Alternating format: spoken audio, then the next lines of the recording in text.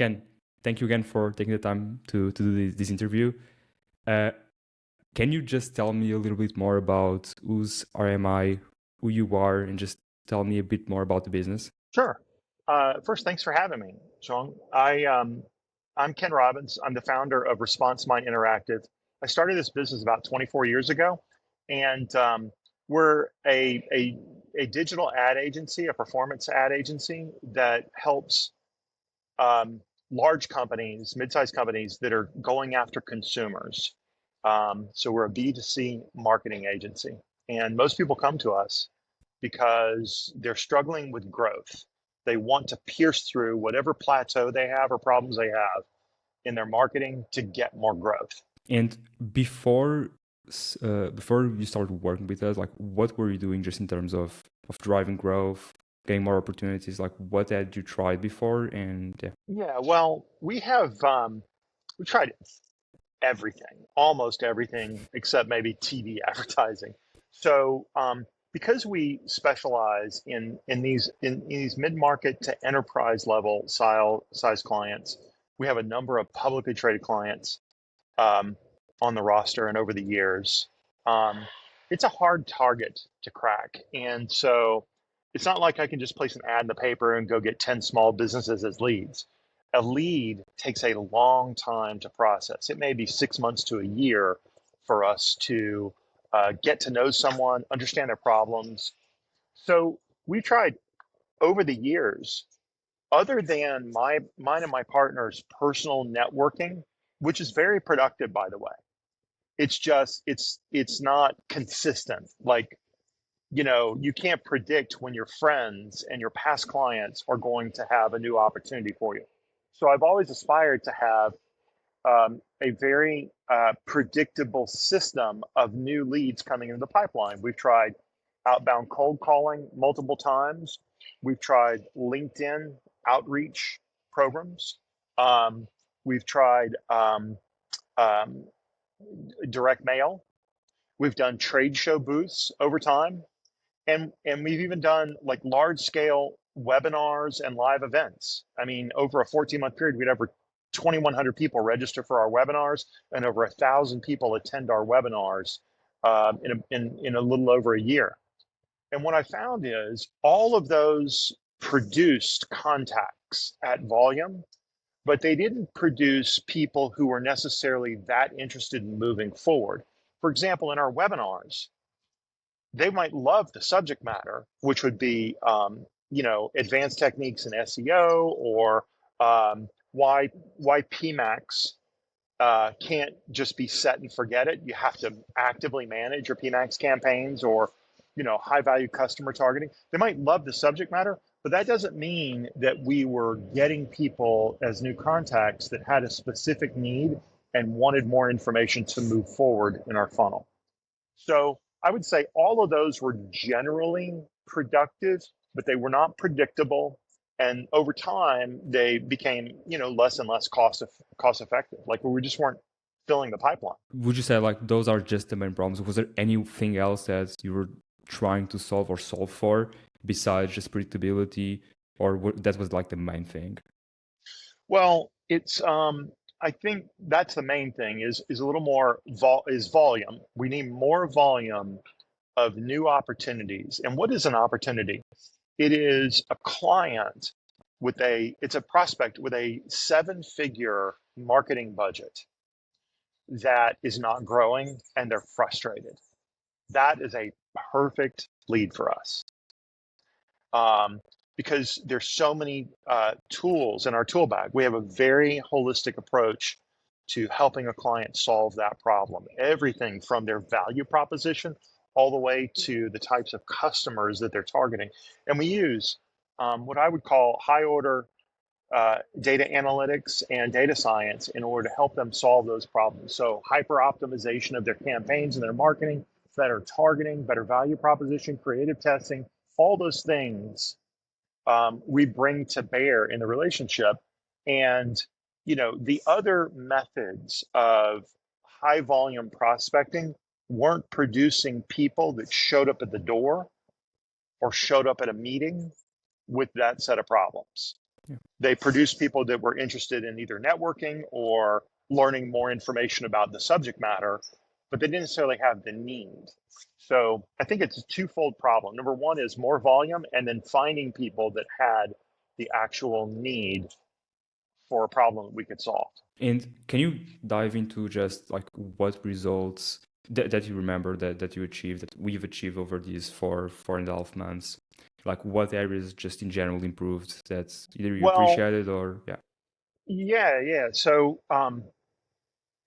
I think the results have been great. The results have been great. So I've had an approach. My partner, I've had approach over the years that every year we'll test 1 to 2 new vendors for something um, related to new business. It could be a content production company. It could be an outbound calling company. It could be whatever. So I think I got an email from him actually late last year, and you and I had a call, and I was really kind of impressed with a couple of things that you said. Number one, you said the problem with other prospecting systems is they're self-limiting. So you can only call and so many people in a day, and even if you have a team calling them, they're only going to get a certain number of people on the phone. And especially in the world of remote work, et cetera, it's even harder to get people on the phone now. And so, unless you're doing something that everybody sees, your volume is always going to be limited. And so, your idea of focusing on email prospecting at scale, I thought was a little bit of a revelation, even though I'm in the business.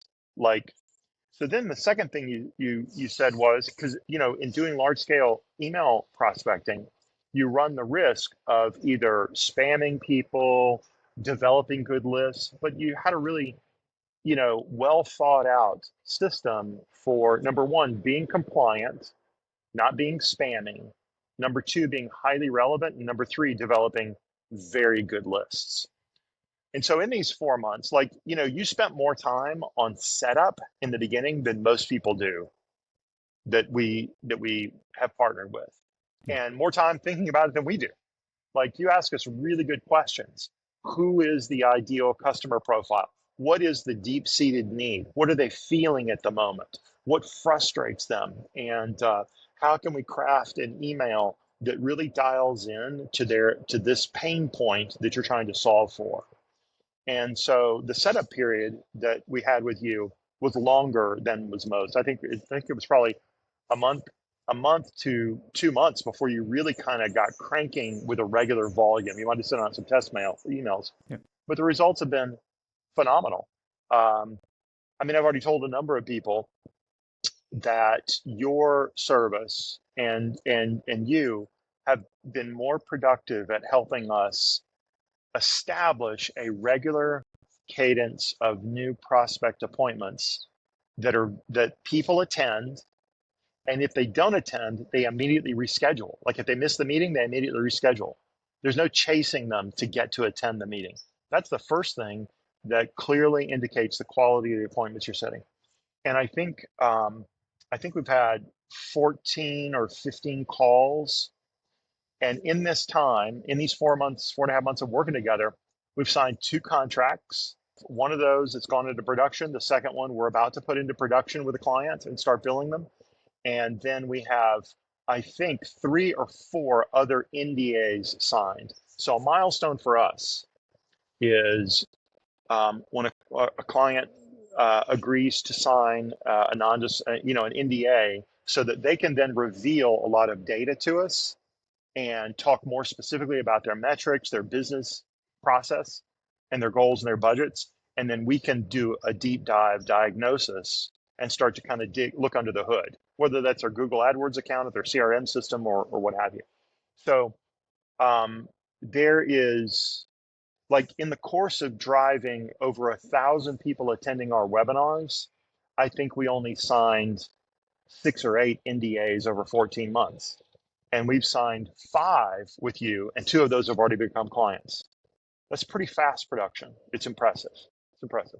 And I would say you're also causing us to be more thoughtful about what we focus on when we get on the phone. Yeah, and there's a lot of back and forth. You're not just doing this in a dark. And I think my team really appreciates that. So awesome. it's been Appreciate it, great. Ken. Yeah, appreciate it. Honestly, you covered probably like 3 to 4 questions just through what you just said, which is great. One thing that you kind of did, but can you kind of describe what just the day to day of working with us looks like? Where do you get like most value? I know you already touched a bit on that, but just what, Yeah. yeah, on the day to day, like what's better? Like what do you actually appreciate? Well, number one, we have regular weekly meetings. Plus, we're sharing a Slack channel together. So it's very much. I mean, I recognize you've got a lot of other clients, but between you and Joanna, the SDR that you have that sets the appointments, um, I would say we really feel like you are part of our team. We're working in concert together. That's good. I recently ended a relationship with another prospecting partner that did cold calling, and I never hear anything. I never heard anything for several months. I mean, I would have to send emails saying, what's the status, et cetera. I never have to send that with you. I think day to day, you're pushing us in sort of a gentle way. Hey, I want to try this angle on an email. What do you think about it? In order to do this, I'm going to need a PDF of something. How long would it take for you to get that together? And, even if we produce a PDF, let's say, that has a case study around the recent Google issues, the Google Core update in December that has really destroyed a lot of people's SEO rankings. If we produce a PDF or a case study of how we're addressing that and some of the success we're seeing in addressing that, you'll challenge us to say, I think you should change the headline. I think the headline would be more exciting this way. And so it's very much like it's almost like you are a fractional chief marketing officer for us. And I mean, I know that's not the role that you assume, but definitely, it's a thoughtful, and I've said this before, it's thoughtful. You have a lot of just sort of, you bring a lot of experience to the idea of attracting people and persuading them to have a meeting with us. And so there's regular updates. There is a weekly meeting. There's a lot of Slack channel communication going back and forth with me and two or three other team members, my partner and our marketing manager. And I think it's like it's a flow. That's how I would describe it. We have a good flow, and that flow is producing now a regular flow of appointments set. There's nothing I've done in the last decade that has produced 1 to 2 good meetings per week. And we're now at a pace where you're producing 1 to 2 good meetings a week. And these, a contract to me is not small. The average client to us is going to be a six-figure client eventually. We may start with a $10,000 or $15,000 or $30,000 project, but if we do a good job for them, they're going to become a client, and over time, they're going to be worth 6 or 7 figures over their lifetime. So 1 to 2 meetings a week, that's a great pace. That's fantastic pace. Ken, I really appreciate it. I think we covered basically everything I want to cover. Again, thank you All for right. taking the time today. And yeah, I guess that's it.